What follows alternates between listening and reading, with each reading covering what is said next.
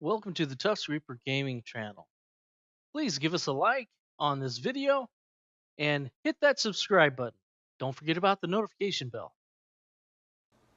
In this series of videos, I'm going to be bringing you multi-classing, the best way to do it, what classes pair well with other classes, and how you can even triple class. Now, this is going to be a lengthy series, and it's only going to be for my Patreon viewers. So only you guys that have subscribed get this special content. All right, so let's start with the basics and get right into the video. Hey guys, Dust Reaper here.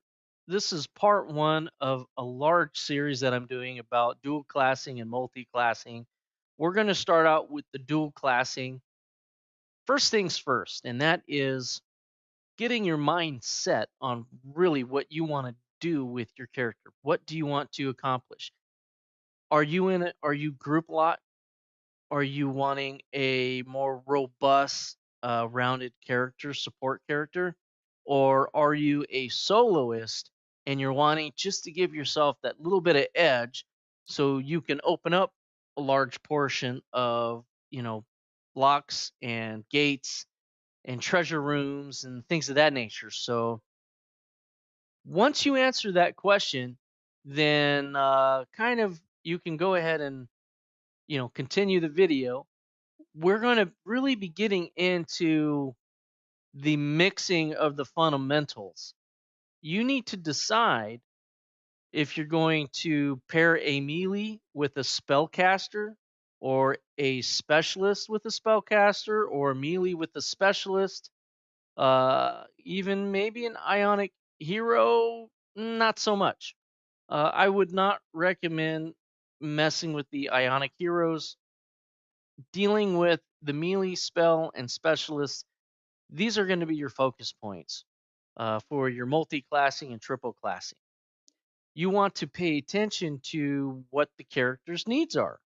So as far as like fighters here, we're going to just hop into the stats and just kind of browse to see where these stats are at, kind of roughly what they're suggesting whenever you choose a certain class for a melee class, such as a fighter, barbarian, paladin, or monk.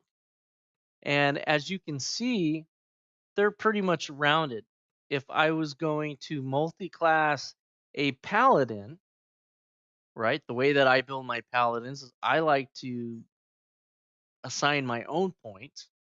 However, if we went with a pre-build, which is fine, you would need to maybe choose something that is going to benefit that particular class. So paladin, I'd want to pair the paladin with a spellcaster. And I would do probably favored soul or cleric. That would be the direction I would go. The reason why is I do not get spell penalties for using heavy armor, being a cleric or a favored soul. However, I do as a sorcerer.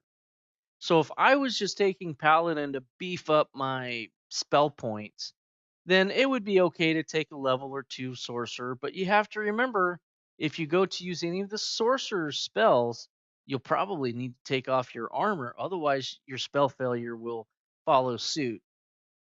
If you're going to do a sorcerer or wizard, right, with artificer, now that could be something interesting. So if we go to artificer here, all right, it has a high intelligence. So I would do a wizard combo with a artificer. However, again, you have the failure for your armor that is going to be there. So you're going to have to pay attention to that. Now, the way that I build my artificers is pretty close to this. And my spells, the wizard, here we go. So, I do dex, constitution, and intelligence are my primary goals for artificer.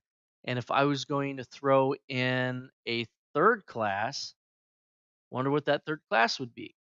So let's check out specialist here.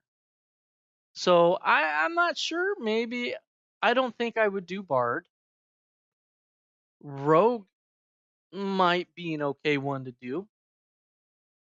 I wouldn't do ranger. So as you can see, to multi-class, it needs to make sense as far as where your ability points are going to go.